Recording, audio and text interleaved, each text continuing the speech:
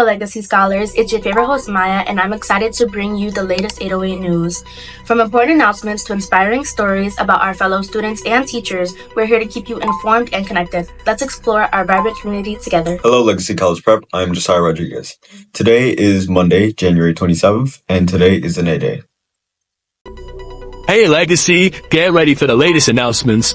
Do you want to learn entrepreneurship and build valuable skills this summer? The Boss Girls Summer Program at CCNY empowers high school girls and non-binary students to explore entrepreneurships and develop practical problem-solving skills through interactive lessons, hands-on activities, and teamwork. You will learn how to design, prototype, and pitch your ideas. The program starts June 30th and ends on July 31st, 2025. The schedule is from Monday to Thursday from 10:30 a.m. through 1:30 p.m. The location is at the City College of New York. This program is fully funded by the Future Makers Initiative. Apply now. Applications are reviewed on a rolling basis with a final deadline of March 31st, 2025.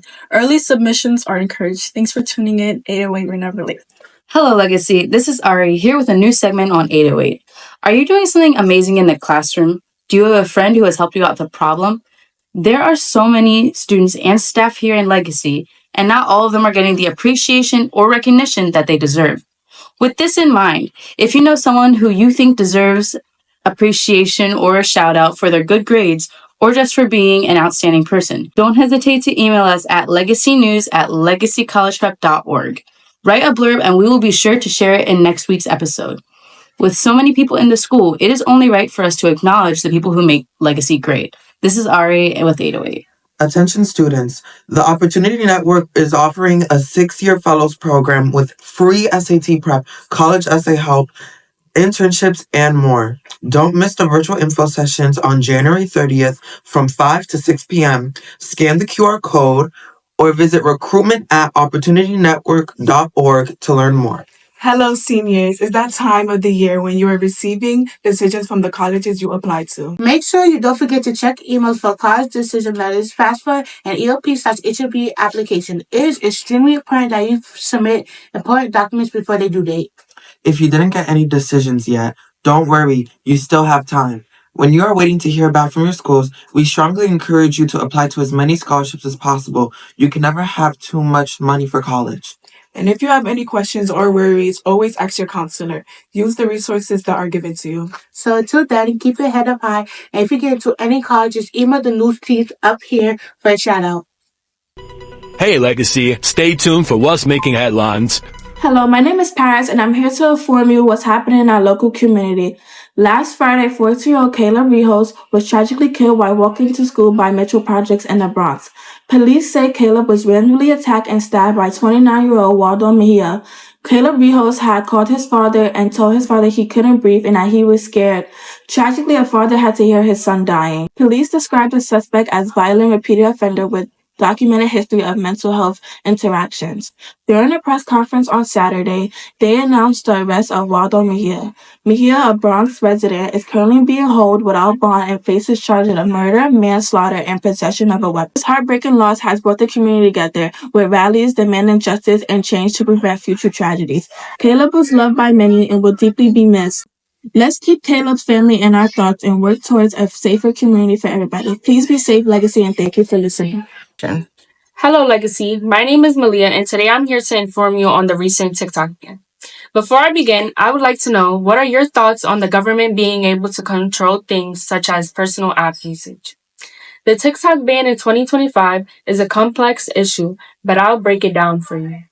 The U.S. government is concerned about TikTok's data collection practices and potential ties to the Chinese government, which could pose a national security risk. Here's what's happening. The U.S. government has passed a law called the Protecting Americans from Foreign Adversary Controlled Applications Act, which could ban TikTok in the U.S. unless its parent company, ByteDance, sells the platform. The ban could go into effect as early as January 19th, 2025. The Supreme Court heard arguments on the case on January 10th, 2025. The Supreme Court was inclined on Friday to uphold a law that would force a sale or ban on the popular short video app TikTok in the United States by January 19th. TikTok is fighting the ban, arguing that it violates the First Amendment and First Amendment protects our freedom of religion, speech, and press. It also protects our right to petition and protest via peaceful assembly. that the company has taken steps to protect user data. If the ban happens, users may need to switch to alternative platforms like Instagram Reels, YouTube Shorts, or Facebook. This may have a large impact on the TikTok-based influencers such as Kabi Lane, who has a whopping 162.4 million followers, or even smaller content creators such as Nadia Jocelyn, who just began her influencer career as recent as of 2 years ago. The situation is still evolving, and it's unclear what the final outcome will be.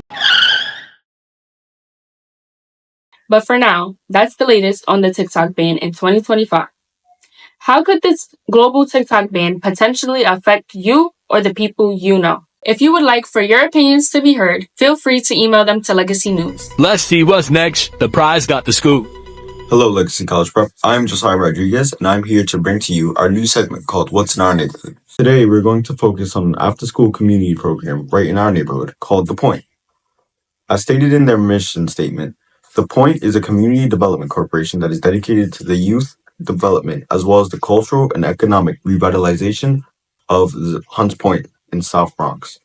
Being around 25 years of service, The Point has multiple approaches to asset-based community development.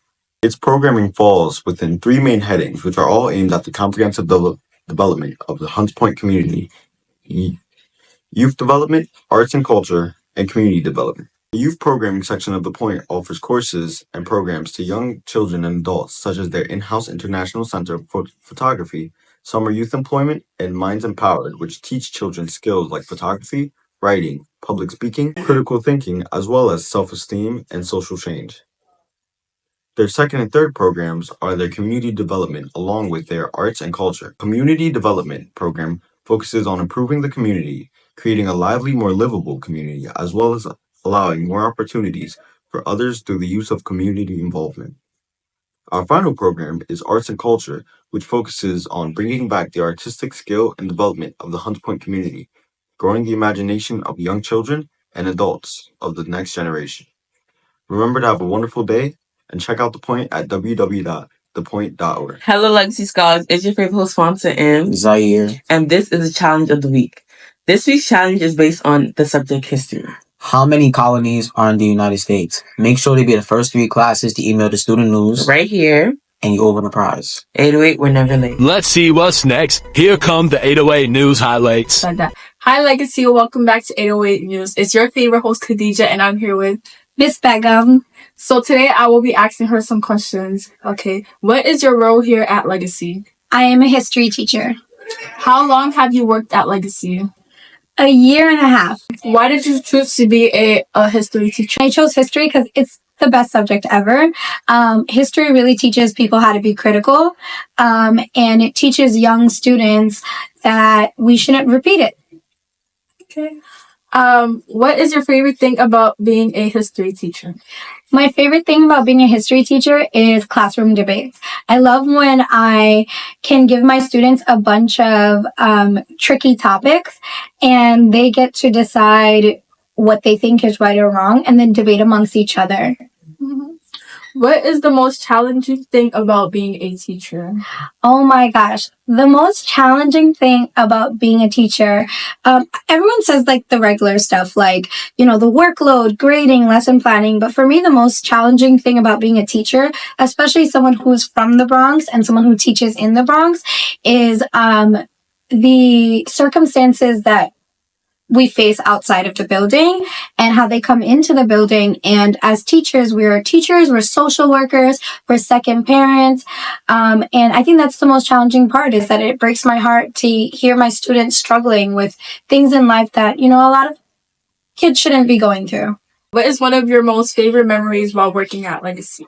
One of my most favorite memories, oh my gosh, I have so many. I love when we go on the field trips. Field day was fun. Field day was fun. We had a lot of fun in field day.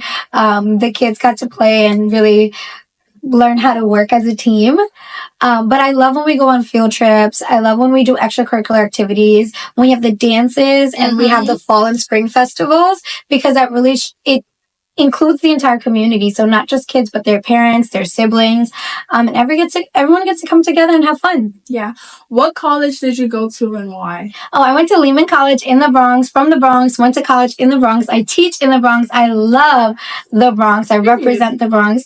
Lehman College was a very diverse school. I know I didn't want to go to a school too far away because I do have to take care of my family.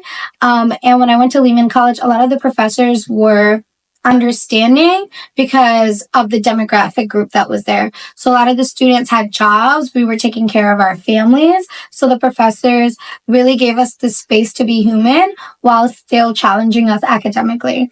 What is a life lesson you've learned that you think legacy students should know? To be humble. You think you might know everything that you need to know, but you don't. So when someone is giving you feedback or advice, you don't necessarily have to take it, but I think it's always best to just hear them out because you never know when something might be helpful for you.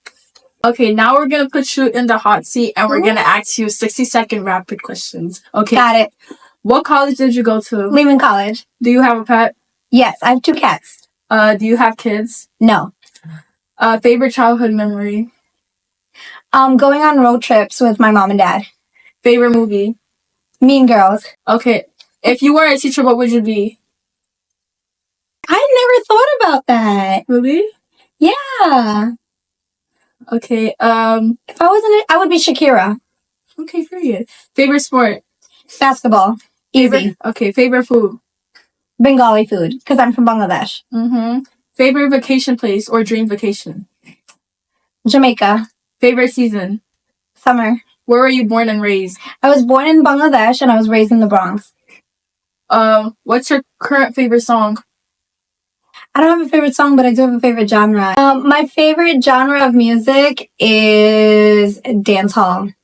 Thank you so much, Ms. Begum, for letting us have you today. And You're welcome. It was such an honor to interview you. Anyways, this is 808. And we're never late. Period. Did I say That about wraps up for today's episode. Make sure you keep striving for excellence. Stay tuned for our next segment. This is 808 and we're never late.